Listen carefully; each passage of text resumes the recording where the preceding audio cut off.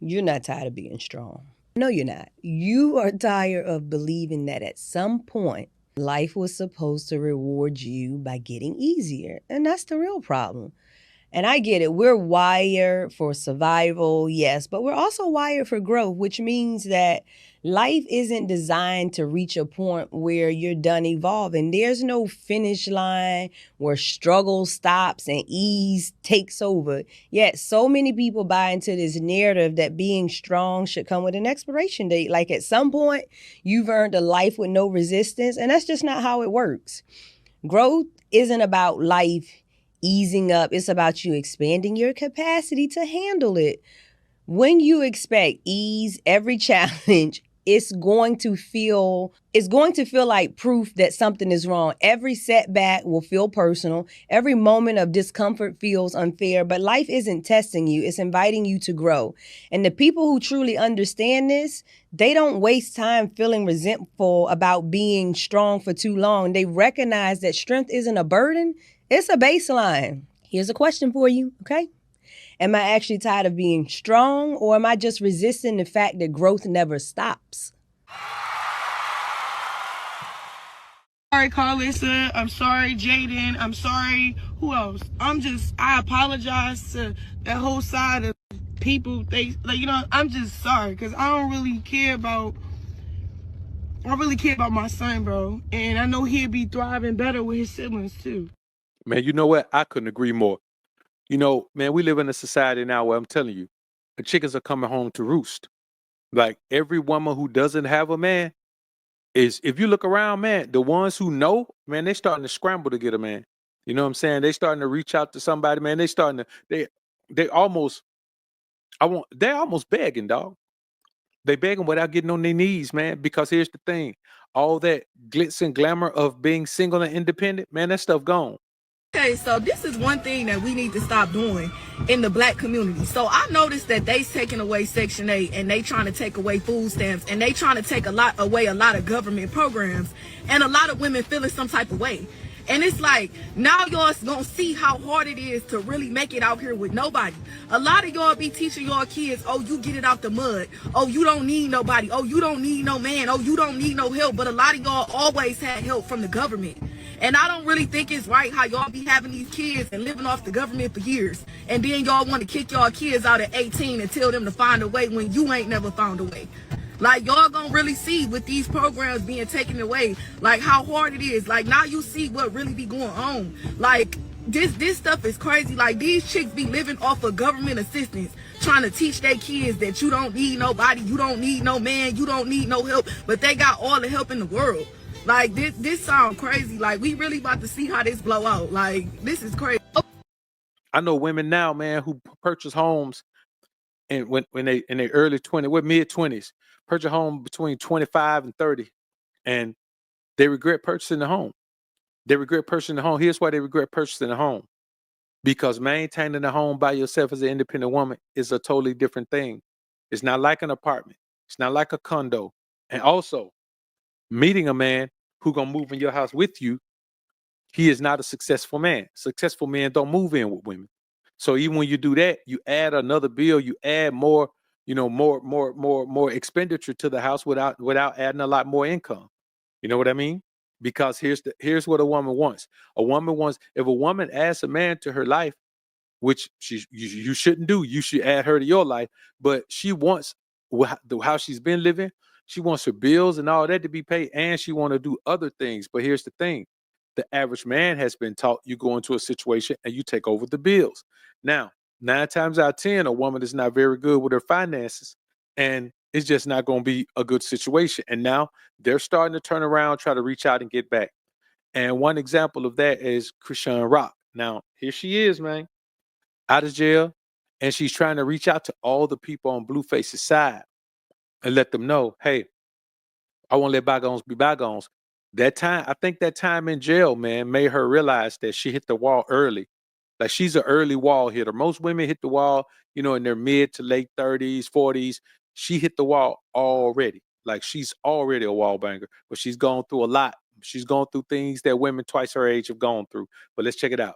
And Carlos, you got me blocked on Instagram, so I can't follow you. But girl, you could come get your grandson for when he come home in August. So he'll have all his kids there.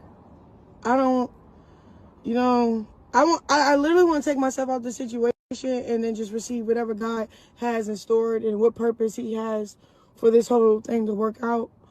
I know for a fact, once I let you in my son's life this time, go around, you won't even play with it because you will actually love my son and you'll respect what I have to say.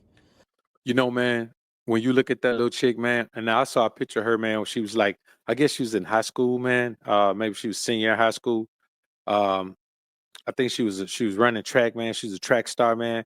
Man, girl had a bright future ahead of her, man, but without guidance in her life, she was able to fall into the trap with a man who may have may have loved her, but he also didn't have any male guidance in his life. And so it was the blind lead and the blinder. And they ended up in a terribly toxic situation, man. And I'm gonna be honest with you. It's sad to see this young girl just throw her whole life away this early in the game. But decisions are decisions. When you make decisions, you have to deal with the consequences and repercussions. That's what life is. Life is making decisions and manning up or womaning up and dealing with the consequences and repercussions of your decisions and working your way out of whatever hole you put yourself in or whatever bind you put yourself in. And here she is, reaching out to them and trying to, I guess, make amends, man. But I'm gonna be honest with you. Their response, man, they don't believe it. They don't buy into it. She's probably done this 100 times. And here's the thing about it. It's like the boy crying wolf in the old kids fable. When you keep doing something over and over and you don't deliver, people stop believing you. They don't even give you an opportunity to deliver anymore. So when you finally come around to get into where you realize the error of your ways and you want to deliver, they don't even want it. Now you really ready to deliver, but they don't trust it within an inch of their lives. They don't even care anymore. And that's the situation she finds herself in. Check it out. So when you look at this, I just want y'all to understand one thing, man. I want y'all to understand that man or woman, you got to know when you deserve better. You understand? You got to know when you deserve better. And you got to understand and be able to comprehend when you're just trapped in the mindset of caring about someone losing the benefit of you. You stay with somebody because you're like, what are they going to do without me? Or you stay with somebody, you're like, well, I don't think they can maintain without me. I need to stay here. Or you stay with somebody because, man, they're about to go through something. They're going to need somebody. Trust me, you need to leave a situation the very moment you realize it's not the situation for you.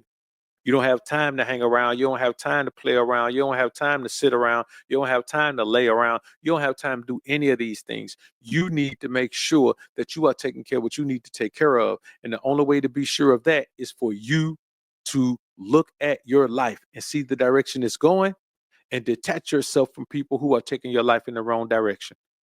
There's a lot of clips out there of this girl, man, doing and saying some wild stuff, man.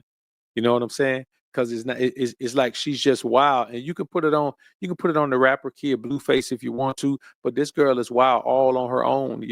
They have the type of understanding where there is no spiritual astuteness. So there's no guidance. There's no even comprehension of sticking to a standard or having rules that govern you. You know what I mean? Having integrity. It's not there. And so I just say this to y'all, man. I want y'all to understand one thing. If you're in a toxic situation, you got to get out of it before you destroy everything within a 5-mile radius around it. You know what I mean?